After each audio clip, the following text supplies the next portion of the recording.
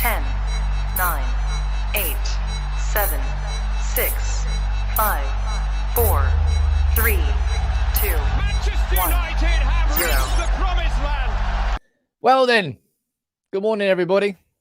Wouldn't say happy Monday. It's not really happy Monday. It's just an average Monday. A bang average Monday after a bang average performance from Manchester United. Well, it wasn't bang average. It was absolutely abysmal. That performance there against Aston Villa yesterday. It's not quite the therapy room. Let's be honest. We've just come out of October. We've just had 6 wins, 2 draws and a defeat. Yes, we finished second in the Europa League. That was a frustrating game overall away at Real Sociedad, but nowhere near as frustrating as that game against Aston Villa yesterday. We're going to speak about it all this morning in the comments. You're going to let me know what you think in the live chat. No doubt it's going to be a lovely place, the live chat, full of nothing but compliments today. Looking forward to it. Ish. But we'll speak about it. I've got to speak about Ten Hag's comments on Ronaldo, the same comments that I think I've been saying. I don't know what. I remember it starting at Omanir away where I felt like United were playing towards Ronaldo a little bit too much. Ten Hag's just come out and said it yesterday when he was questioned about Manchester United seemingly firing in a lot of crosses into the box. But let's be honest, Ronaldo was far from the only problem yesterday against Villa. I'm going to be speaking about Donny van der Beek. I'm going to be speaking about mistakes I think that Erik Ten Hag made. No one's come out of that game against Villa unscathed. But it just highlights a wider issue that I still think exists at the club, and that is around Cristiano Ronaldo. And I swear to God, if you cannot see it by now, you won't ever. You really, really won't. And you're blinded by what Ronaldo has done previously at his club. At his club? At every club he's been at, basically. But good morning to everyone down in the comments. Who's down here? Anthony, good morning to you. Game of Beans, Mo Salad, Al, John, Hooligan X. How you doing, man? That's a new name. Carl Dale, Jamie McDonald, Stephen, Wallen, Salim, I can see there. Luca, Paul Projet, I can see you there. Paula too. I think T, I saw you as well up there. Josh, Alex, good morning to you. Ian Holland, lots of you here this morning. Let's have a conversation about this game yesterday. And it was, I think it was the culmination of a lot of things. I think it was the culmination of, as I said, I said this in my match reaction yesterday, but I'd like to run through it again with you live in the morning before we run through all the news together. I think, yeah, we were tired. We were tired. We were a depleted team, right? I'll say this first and foremost. I think our team yesterday was still good enough to be beating Aston Villa. And Aston Villa side, which lost 4-0 to Newcastle last weekend. Now, were they going to get the new manager bounce? Yes, they were going to get the new manager bounce. Did they use that new manager bounce? Yes, they did. They came out and they were 2-0 up within 10 minutes. And there's nothing. The game, the timing of the game was unfortunate for United in that respect. Had we faced Villa a week before, we probably would have steamrolled them with that second string team. But yesterday, we didn't have our first choice left winger in Rashford on the left wing. We didn't have our first choice striker in Martial playing up front. We didn't have our first choice right winger in Anthony. We didn't have our first choice number 10 in Bruno. We didn't have our first choice centre-back in Varane. And it definitely hurt us. Every single one of those players missing hurt us. And it is an easy excuse, Salim, but it's also the truth. Manchester United played like an extremely, extremely tired team yesterday. And that will happen across the course of the season. We're seeing these players play every 3 to 4 days. And running like 10, 11 kilometers a game at the intensity that they play at. Fuck, it's hard. They're humans. We will get games like this. As I said, it was just unfortunate timing with the fact that we played Villa and they just had a new manager.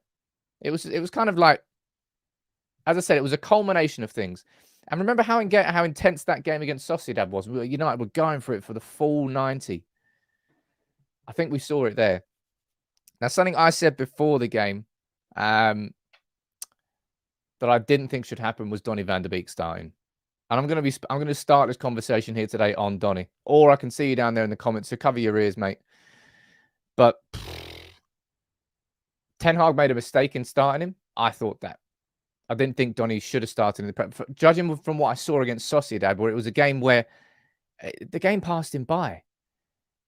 Donny van der Beek is not good enough to start for Manchester United in the Premier League. And stop suggesting he is. Oh, he needs more chance. And I said this, I'm pissed off about like the constant sentiment that exists. Carl saying, give over, Sam. You would run on a pitch of broken glass. No, you wouldn't, mate. You'd have really sore feet. Look, people are going to have their feelings and suggestions, and it's going to be a load of frustration. But Donny van der Beek, get rid of him in January. Ten Hag yesterday threw him a bone because of his previous relationship with Donny van der Beek. He's seen him at his absolute peak. He's seen him at his absolute best. And he's like, you know what? There is a player there.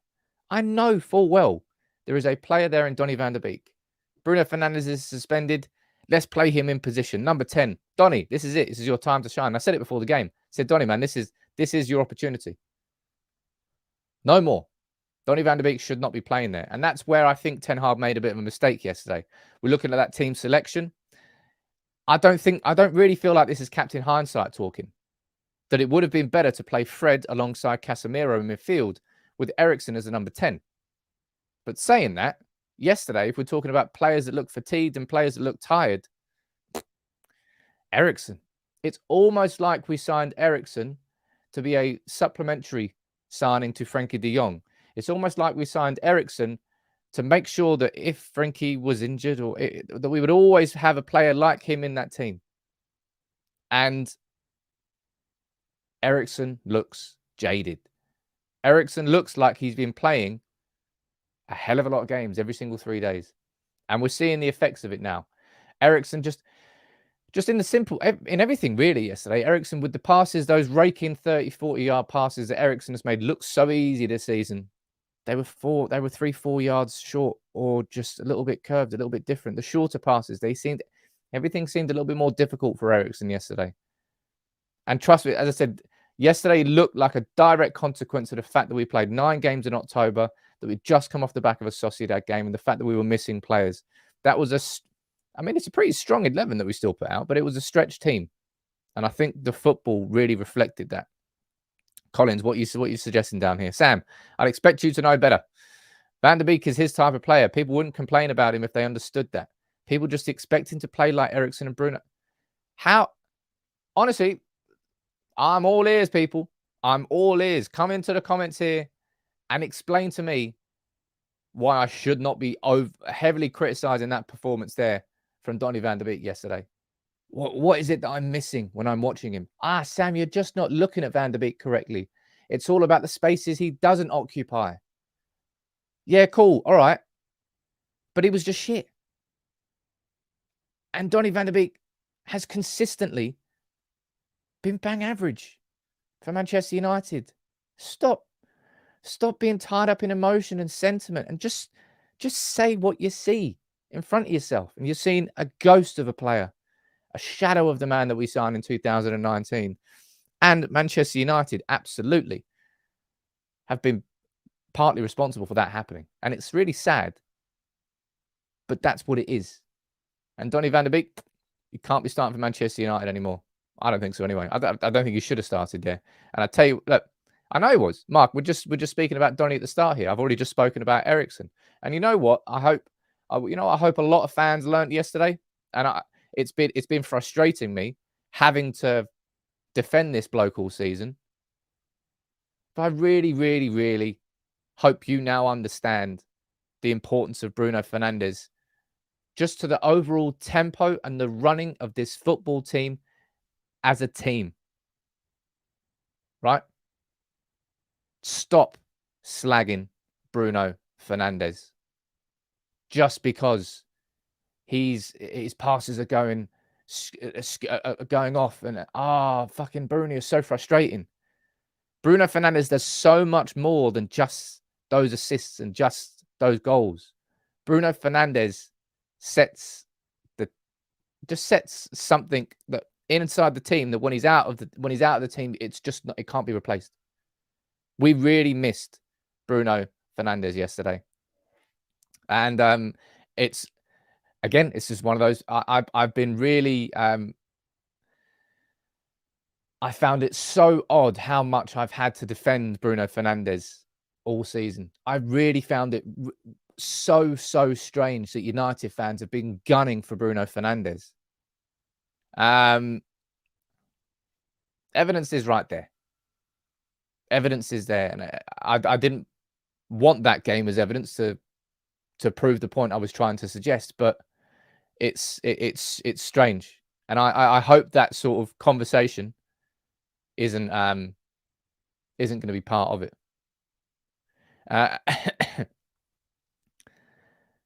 How in the fuck is fatigue not part of what you saw yesterday? And what does it matter what Arsenal have done or doing? Did they just play a game away at Real Sociedad where they needed to score 2 goals and they were gunning for it for the full 90 minutes? Or were they already qualified and were they already ahead after half an hour against PSG? Why are you comparing apples and pears? Weird. Strange. And I've said this before as well. And I think we've said this with Ronaldo, with lots of other people as well. When Pogba was the other player who really did this. Pogba's standards, you knew what Pogba's ceiling was. So you were fuming when he didn't reach it. And I think that's a very fair point there that Ant has made. Bruno set that bar so high when he came in that because he hasn't reached those levels, he's now being shit. Whereas the reality was, that was like, I think Ronaldo and Messi are the only 2 players that I've really watched in my life over a sustained long period of time where their form hasn't really dipped. And well, Ronaldo's has dipped now for sure. What we're saying down here in the comments, we haven't got the quality. I do think we do have some quality in depth, but we were stretched. We were really stretched yesterday. And I tell you what, we need 11 changes. Just a straight up second team for this League Cup. The League Cup does in this season of all seasons, with the World Cup, with everything that's going on. Fuck the League Cup. All the kids, take it as a pre-season friendly. Play it like an under-21s tournament. I don't want to see any of these players who played. Maybe there's a couple you could put in there, but so many of them need a rest. They really do. And can you imagine what's going to happen after the World Cup? The World Cup starts 2 weeks yesterday. Less than 2 weeks the World Cup starts. And you're seeing how jaded these players are now. This season, man, it's going to be wild. Absolutely wild. Quite a few of you are down there talking about Ronaldo getting the captain's armband. I will be speaking about... I'm not leading with Ronaldo. I don't really like leading with Ronaldo's story. I think there's more important conversations to be having about the overall team, but I will be focusing on Ronaldo a little bit later on. Alex, Andy hasn't done the player ratings from yesterday. So we won't be doing player ratings today. I'll tell you what, one thing I was really confused about was this during the game. This is the build up to the first goal, right? Can you see where Victor Lindelof is? Or maybe you can't. Why won't that turn on? 1 second there. There. Oh, 1 sec. What's it called? Trying to open my tactical program, which I have accidentally closed because I restarted my computer. What the hell is it called? Sorry, you can't get the tactics here. Right, you're just going to have to use my mouse. Look at Victor Lindelof's position down here. There's Martinez. Victor Lindelof, I don't know whether he operated on a man marking policy, but it was proper Harry Maguire here. Look at Victor Lindelof there. Look where he chases him to. He's nearly on the fucking halfway line. I have no idea what Victor Lindelof is doing in this situation. The ball gets played through him. And look at the situation now. There's Lisandro Martinez. He's tried to go a little bit aggressive. You can see he's on the front foot there. That's Bailly there alongside him. And there's a fucking huge gap there because Victor Lindelof has absolutely full-blown gone Harry Maguire, overcommitting. And I saw it in the comments this morning, and somebody was trying to blame Martinez for that goal. Oh, and Sam, you've got because you've got a man crush with Martinez. You can't. Fucking hell, lads. That's got nothing to do with Martinez. Lindelof has just gone absolutely nowhere. You're taking context out. Dalot was out of position and he covered him. No, Lindelof was just down here. I can see that Dalot's down there and out of position. Yeah, you could argue that to a certain degree, but if that's going to be the case, then the defense as a whole would sweep over. If that was the case, people are talking that you can't see my mouse. Well, it's not my fault. I forgot to open the tactical program before I start the show. Sorry, I'm moving on there. I'll be honest, I'm a bit short this morning. I can't really be asked with too many silly conversations that we're having in the comments. Because I hate repeating myself. I hate it. And yesterday, Ten Hag made some mistakes, and I will be speaking about them there. But I've spoken about this next conversation. My. I've been having this for weeks and weeks and weeks and weeks and weeks. And it's, you know what? I'm glad that Erik Ten Hag himself has directly spoken about it in a post-match press conference, because then people won't just be shouting agenda at me stupidly in the comments.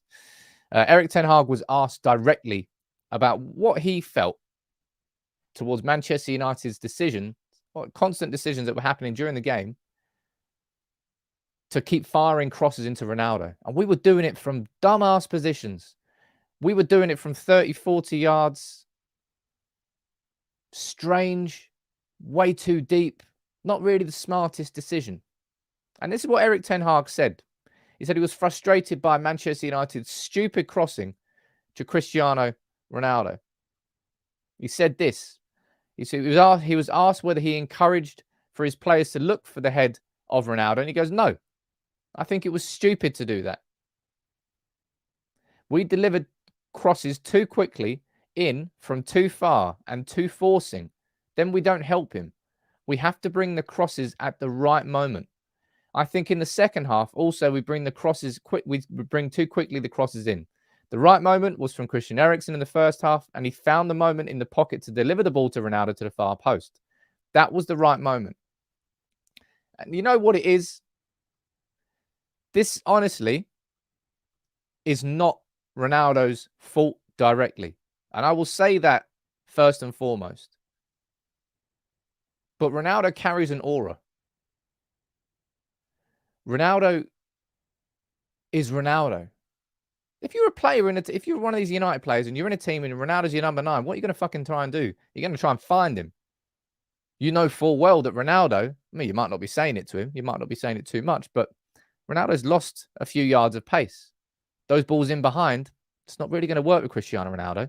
You saw it yesterday. We did not play balls on the floor towards the edge of Aston Villa's box. It was non-existent yesterday. And I repeat, this is not directly Ronaldo's fault, but because of the career he's had, because of the goal scorer he is, the players are pandering to him and have been for a long, long time. And this is, dude, I've seen you in the comments all morning long. I don't know what you are doing. I repeat, I mean, again, clearly you're not you're not listening to what I'm saying. This is not Ronaldo's fault directly. This is the consequence of having arguably the greatest career in football. You carry an aura about you, and the players are playing towards it. And we're seeing more frustration from Ronaldo than shots these days, the meaningful chances. Nick, this overwhelming negativity, Ronaldo this, Donny that, Ten Hag got everything wrong, etc. All because of one bad game. We won in Spain and had a decent run of 9 games. Remember where we came from. It's a positive. Hey, Nick, I apologize if I'm sounding overwhelmingly negative this morning, but I think it's because it's a bit of a culmination of things that we've seen, and it all came to fruition in a game that I feel lots of us wanted us to win and felt like we should be winning against Aston Villa. But you also can't ignore the things that you see in front of yourself. I swear to God, right? If at this point you cannot see that Manchester United as a cohesive team are worse with Ronaldo in than you won't ever see. And you are simply blinded by what Ronaldo has done previously. Even Ten Hag yesterday, as I said, Ten Hag made some mistakes. Even when he brought Martial on, he put Martial on in the number 10 position to not knock Ronaldo out of position, which I found very strange. For this club to move forward, we have to hope that Ronaldo leaves in January. We really, really do. I'm going to go down here. There are other players on the pitch. Don't have to look for Ronaldo all the time. Surely, I think that's what Ten Hag said. He was labeling it as stupid because the game plan from him wasn't, right, lads, just try and find Ronaldo with crosses as soon as you possibly can. That was not the game plan. He was like, what are you doing? Like, find him when it's the right thing to do, but always make the smart decision. Erik should have shouted it. All the Erik. I mean, is there anybody talking Erik out? Get off this channel. Jesus. Why can't some people understand that Ronnie's? I don't know. There is no logic there. And on it, my word. Yeah, look, mate, every single player was guilty of yesterday, and it's not just yesterday. Trust me, it's been happening. Omanir away, Omanir at home, Everton, Sheriff, Sociedad, whatever other games he's played.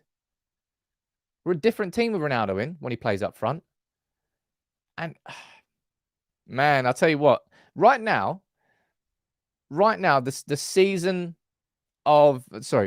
success of this season effectively hinges on whether or not Martial is going to be fit for the second half of the season. And you know full well I don't want to take that gamble. It's such a huge gamble. But I'm bored of having the same conversations over and over and over again with Ronaldo. And I'm pretty sure that Erik Ten Hag is as well. And I have to admit, I found the decision to give Ronaldo the captaincy yesterday a bit of an odd one. Taking a step back and trying to think of logically why Ten Hag did it, he probably looked at it and goes, right, so I've dropped him from the team. He hasn't played that well, but he's back in. He's done the punishment. Okay, right. Now he's played the last few games and he's still not been playing that well. Still not been goal scoring like Ronaldo should, like you would expect Ronaldo to. So he presumably thought, with Maguire on the bench, with Bruno suspended, I don't know whether we had a third choice captain. Well, maybe Ronaldo was the third choice captain. I'm not actually quite sure what that was. He decided to give Ronaldo the captaincy and hoped that he would see the example. And it was a game that just passed United by. Jordan, it felt like the players barely made the effort, possibly slowing down for the World Cup. I wouldn't say they were slowing down for the World Cup. Mate, they're fucked. These players are knackered.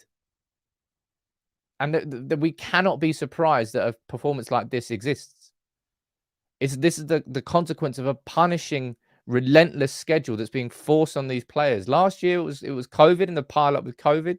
This year, it's the World Cup and the fact that we're effectively playing 2 seasons with the World Cup slapped in the middle. We start the World Cup in less than 2 weeks. These players are going to be screwed. Look, apparently you're saying De Gea should have had the armband yesterday. He explained the reason. Said De Gea wouldn't be able to captain from his position, and Casemiro didn't have. Okay, well that's a bit of a logic there. Yeah, it was a bit of a strange choice. I'm going to try and read a few of your comments out about Ronaldo, and I swear to God, I cannot wait until I don't have to have a conversation about Ronaldo again. I cannot wait. I got sick and tired of Paul Pogba and the conversations around him to the point where I was like, I'm just done with it. And I've reached that point now with Cristiano Ronaldo.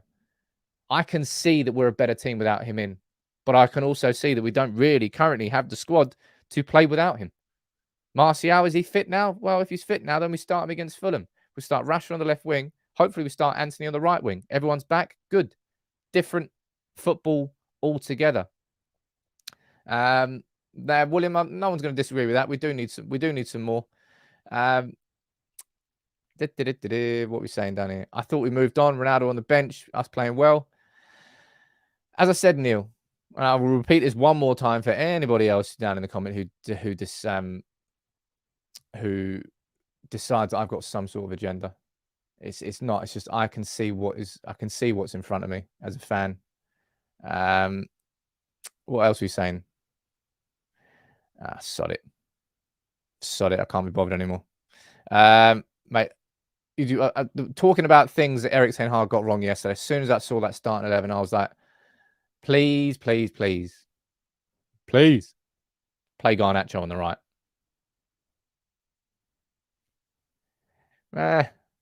Rashford on the right-hand side it's one of the most painful things in the world. Normally, wingers have the ability to sort of like chop and change and switch. My word. Woohoo! I hate seeing Marcus Rashford on the right-hand side. It's like he forgets what to do. He has no idea what to do on that right-hand side. Always cuts inside. Never any overlaps. It's painful. But I suppose with Garnacho only just coming into this squad, he didn't exactly want to displace him, considering yesterday was just compromises everywhere. In that team, it was compromises everywhere. Rashford on the right-hand side. When Martial came on, Martial in the number 10. Ronaldo playing up front. He doesn't want to start Ronaldo, but he doesn't really have anybody else who's fit. Van der Beek is number 10. Well, Bruno suspended. I'll play you there. It's just... Ugh. Vicky, what are you saying? Thank you very much for the super chat. It's nice to see you there. It's now out there now. United can't hide about Ronaldo's subject. This is the toughest thing for Ten Hag to overcome. Hope the confidence of the team is diminished. I imagine it probably is. Or maybe you mean it isn't diminished. Have a lovely week. And Glenn, you're saying chin up. It's not the fact that I need to chin up. And this isn't a finger pointing exercise where it's like, oh, you're a fucking idiot. You got it. It's all wrong. Blah blah blah. But it's called constructive criticism. This is designed as a conversation to be constructively criticizing the mistakes that we saw yesterday. And Ten Hag is a man that has learned from the mistakes that happened against Brighton and Brentford. And we corrected them. And I imagine from that game yesterday, there's mistakes that he won't repeat again. I'd be very surprised if we ever saw Rashford on the right wing again, first and foremost. And I bet you that Ten Hag cannot wait until this isn't a conversation that he needs to have anymore. Because he's tried everything with Ronaldo. He's tried everything. Every sort of which way of management. He's tried the harshest, punish dropping. He's tried giving him captaincy. He's tried the arm around the shoulder. He's tried the cracking the whip. He's tried it all. And still, he cannot get Ronaldo firing again. It's the only way we truly start moving forward under this rebuild is when we have a new striker, and Ronaldo is not part of this team. And I've accepted that. I can see that, and I can understand that. You can decide when you want to understand that, and how much longer you want to argue that Ronaldo isn't a major problem. That's up to you. I'm not telling you how your opinion should be formed. But there's so much evidence in front of you now. It really is. It's exhausting.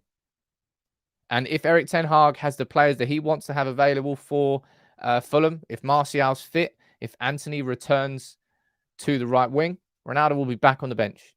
And I guarantee you, Manchester United play better as a consequence. Dowdy, hey, look, I don't disagree with the idea that he should have taken Van der Beek off at half-time. And that was a surprise. I'll be honest. This is fair and constructive criticism. I think Ten Hag's got so many things right so far in game and in team selections and everything. This week's been a bit of a wild one, isn't it? It's like the two opposites. Against Real Sociedad, with half an hour to go, we switched to a mad, like, what was it, 3-3-1-3 formation? I don't know. So I think it was a 3-3-1-3 formation. And we went gung-ho with like 20, 30 minutes to go. When we were all like, we were fine, man. We were doing all right. I'm not sure there was too much need to change there.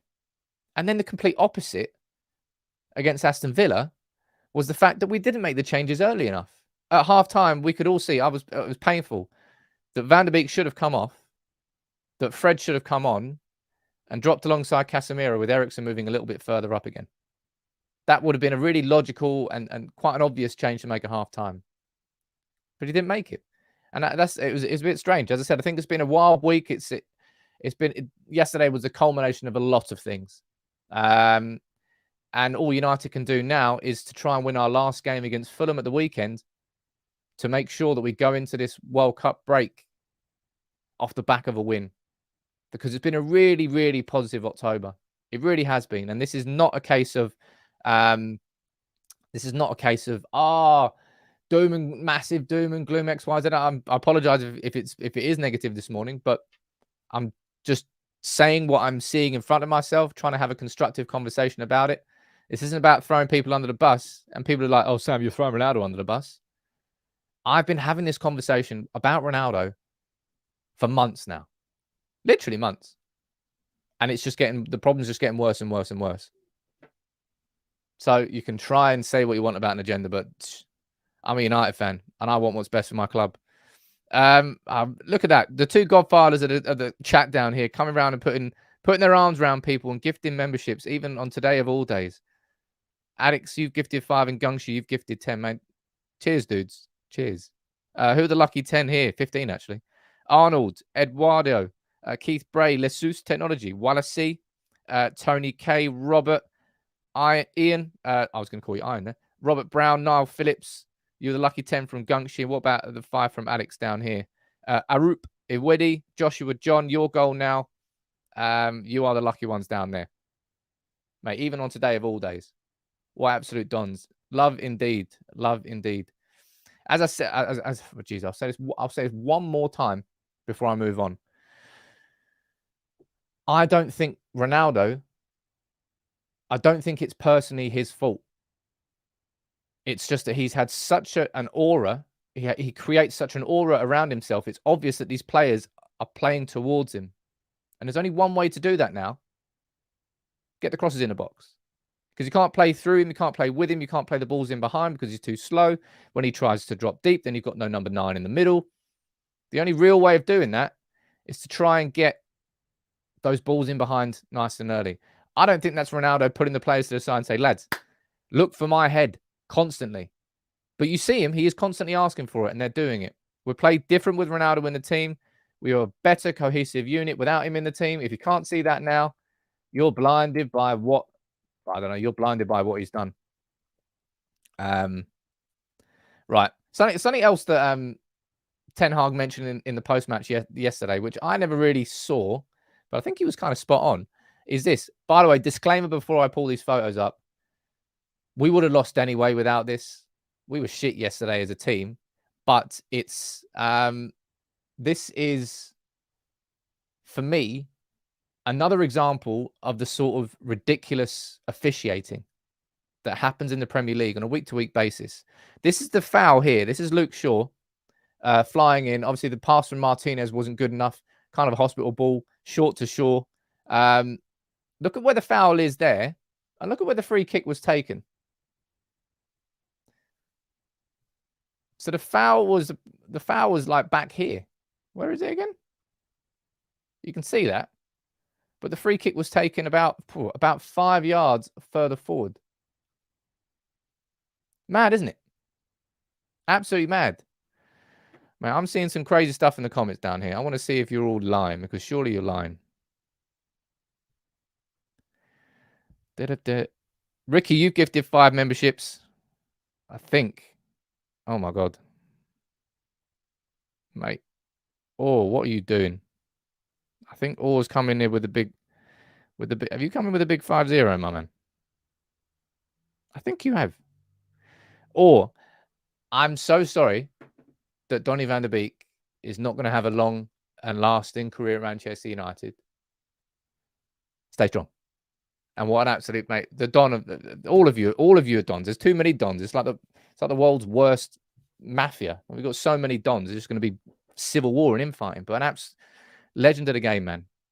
Thank you very much. And look, today of all that, and look, you want to get the best example of the community. Even today of all days, we're here just like having a conversation about it. And even today, memberships are being gifted.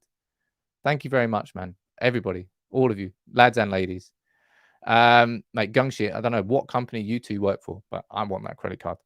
No, I'm not a child. I want to say Orgasmo. There you go.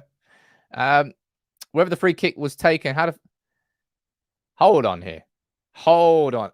And there is absolutely no way that you are trying to put any sort of blame on De Gea for that, surely. Surely. That free kick from Digne was wicked. Absolutely wicked and into the corner. You're not going to get any goalkeeper.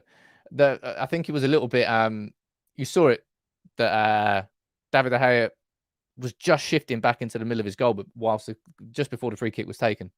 But yeah, I didn't realize that Ten Hag was completely correct there when he was saying that the ball was more than 10 yards. It was a worldie. It was far from a worldie performance, and it's frustrating. I think that you do so much progress as a team, and that's what Ten Hag here, right? When he was speaking about this, he also made it clear that he didn't feel that the players followed his rules, and I don't think the players did. You saw how Manchester United played yesterday, right? As a collective, as a team, we weren't doing anything that we have done in the previous weeks. We didn't have that, everything that I've explained, all the positives about United, they just disappeared yesterday. Now that's a culmination of a different 11 playing, the tempo that Villa played at, the fatigue that's kicked in, all these little things all contributed to that performance yesterday. And I just hope it was another one-off. Because let's be honest, the Brentford game proved itself to be a one-off.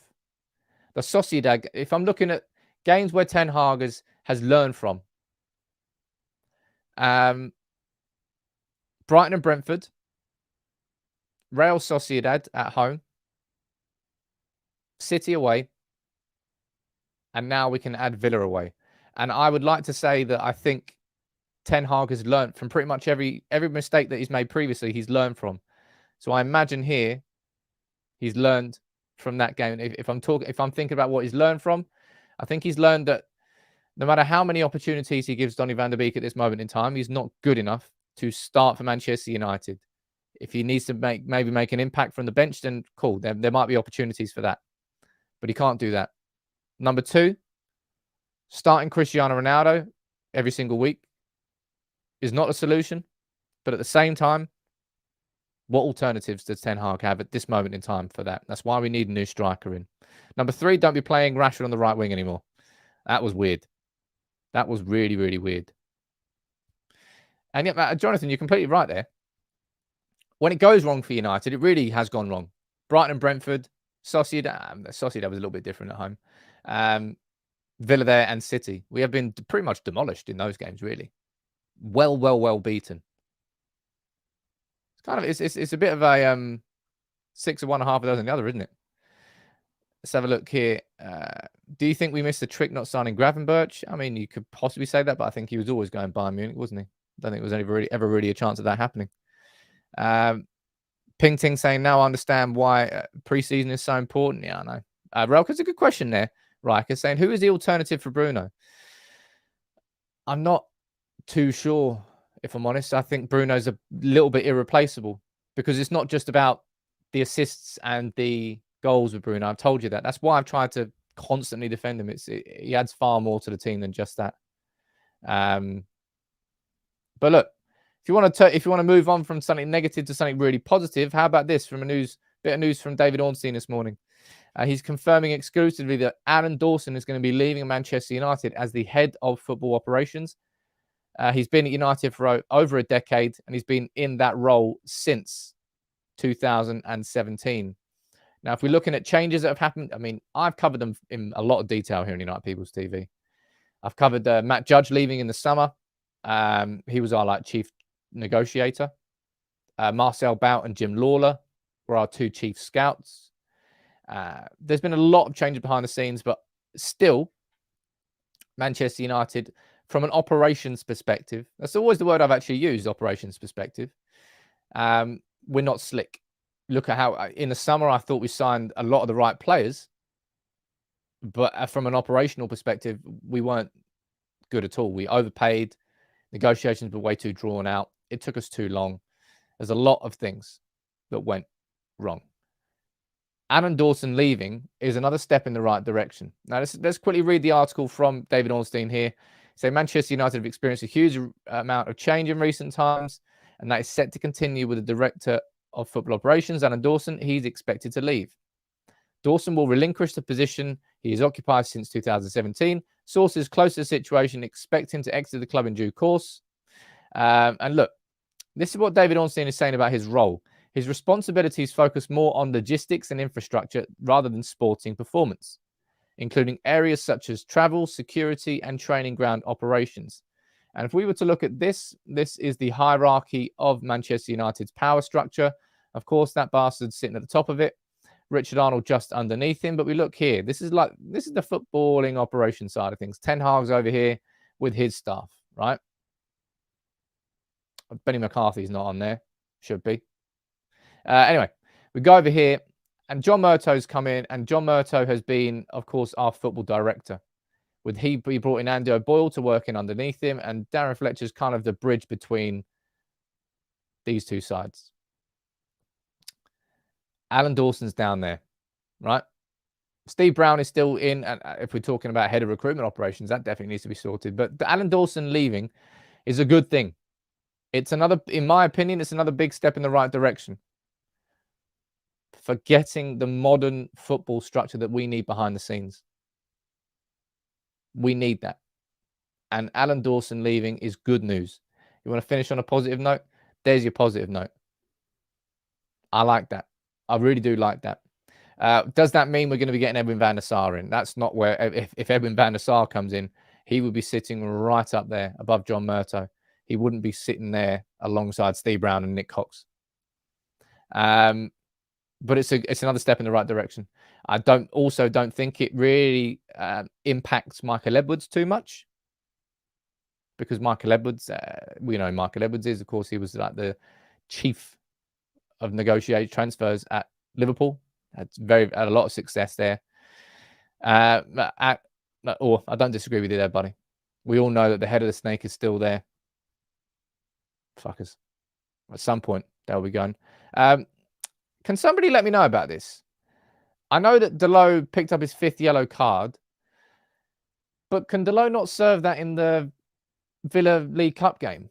Because they're both domestic ties, aren't they? Or does it just apply to the Premier League? I was unsure about that, because I know Delot picked up that yellow card, and I tell you what, if he's missing, I don't know who's going to play right back. You're probably more likely to see Lindelof playing right back, Maguire playing centre back, than you are to see Wan-Bissaka. But I don't know. I don't know about that. A couple of you are saying down there, he can. League Cup does count. League Cup doesn't count. Okay, well, let's be honest. Looks like no one really knows. I'll find out across the course of the day, and we'll find out. I'll tell you what's happening today as well. 12 o'clock, we've got the Europa League knockout draw. I was considering doing a live stream for it. I might do, but then that will clash with the lunchtime video that's going to go out. Malacia could play it right back. That's a fair enough point. There was a comment up there asking about the merchandise. Now, the merchandise, as soon as I've got the latest set of samples through, I'm ready to go. I'm absolutely ready to go. And I tell you what, fuck, it's been a long time. Long time. Really, really is. One final note here. This came from Fabrizio Romano. Marcel Brands was speaking to ESPN, that's PSV's director, and he said that they want to keep Cody Gakpo in January. In August, they turned down a proposal of around about 41 million euros for Cody Gakpo from Leeds. They've always asked for 50 million or more, but I imagine it's going to be more than that. But PSV are saying, no, Cody Gakpo in January is not going to happen. Well, I'm sure if the right offer came in, that would very much change. Europa live stream could be today's video. Make it easier for yourself, mate. It's true enough. It is true enough. And you're saying, look, just checked. Suspensions due to card accumulation only apply to specific competitions. So if that is the case, then it will be Diogo Dalot is out. I'll tell you what, I'm pooping my pants. to see what happens without Diogo Dalot in the team. Maybe Madison will be able to do a really decent job there, and my fears won't be as bad as they should be. But I've always considered that to be one of the big problems. Coming back to what I was saying there about Cody Gakpo, I imagine that if they want 50 million now, they're going to want 60, 70 million after the World Cup. I imagine the World Cup is where Gakpo's price will rise a little bit. I expect him to have. No, I don't think he'll blow the World Cup away, but I think Netherlands will do decent. And I think Cody Gakpo will be involved in that for sure. He will. Let me go down here and read a few of your comments. Newcastle not interested in Ronaldo. Don't know. You spent a full stream laughing at Barca. Here you are finishing second. Yeah, I'm still laughing at Barca. It's fucking hilarious. What an absolute travesty of a football club, an abysmally run football club. Debt coming out of their ears after getting tons of short-term loans. Lever the Champions League, mate. Join the Europa League. I will still laugh at that crap club. Yeah, I will. Morning. Hope you're a Barca fan. Rue factor might keep the price. I don't think it will, really. I don't think it will. What else are you saying down here in the comments? Never really figure more out. Would Gakpo be the right fit? I mean, he's a left winger. He's not a natural striker, but it strikes me as that I wouldn't be surprised if we didn't sign a pure out-and-out number 9 and we signed somebody more of like the Firmino type style, where Liverpool had that front three of Mane, Salah, and Firmino, and you were like, yeah, they don't really have a proper number 9, but wow, they're so fluid. I think that's kind of what Ten Hag will probably go for. And it feels like that's kind of what he has gone for. And if Martial was fit, that's kind of what we would already be playing. That's what I think so anyway. As I said, I ran through that earlier. I think Lindelof was a bit odd to run so far out of position. I understand the idea that he might have been down there covering for Diogo Dalot in that position, but he could have left it at that point. He was, look, the Villa player is facing away from goal. He could have backed off a little bit, but instead he went on a runaround. He went chasing, pulling him back, and then that left Martinez in a 2-on-1 situation where he didn't really have a chance. And Shaw couldn't come over and cover that too much because, look, that runner was going to cover it there. It's weird. It's weird. But look, I know that was a frustrating, scouting vids. There's going to be lots, Alex. I've got so much to do ahead of the World Cup that starts in a couple of weeks. Honestly, I feel so sorry for these players. I don't feel so sorry for them. Jesus. I wouldn't go that far. But I can sympathize. Because if that's the fatigue that's there now, imagine what's going to happen after the World Cup. It's going to be bad. It's going to be bad. Next, whatever happens, it's going to be two different types. And I think that's probably the thing. If I had to wrap up on one little comment on yesterday, probably the reason I'm most annoyed about that defeat to Villa is because after the World Cup, we have no idea what's going to happen. We have no idea who's going to be injured. We have no idea about maybe new signing, X, Y, Z. It's going to be like a brand new season. And that's what annoyed me yesterday because we had momentum going into that game. And I felt like we had to maximize our momentum before this World Cup break because we don't know what's going to happen after. And instead, we fall into a 3-1 defeat to Villa. And the new manager bounce, that definitely hurt us. But look, people there talking about Southampton sack Hassan Hootel. That took a long time. I'm surprised he lasted that long. And Michael, look, amazing. Or Alex, Gungshi, and Ricky, you're all legends, all of you. And this is a proper community. It really, really is. That merch is coming soon. And I keep saying it. Trust me, it's on my to-do list. It's a big old to-do list at this moment in time. So I'm struggling a little bit. I'm not struggling, but it's taken me a long old time. I want to be doing more stuff for the community because the community is growing and growing and growing. I'm not currently doing enough for it. I will be. But thank you all for joining in. Today wasn't a therapy session. Today wasn't a massive finger pointing session. It was about constructive criticism. My constructive criticism about this team is that we're better without Ronaldo in it. And I've seen enough to know that's the case now.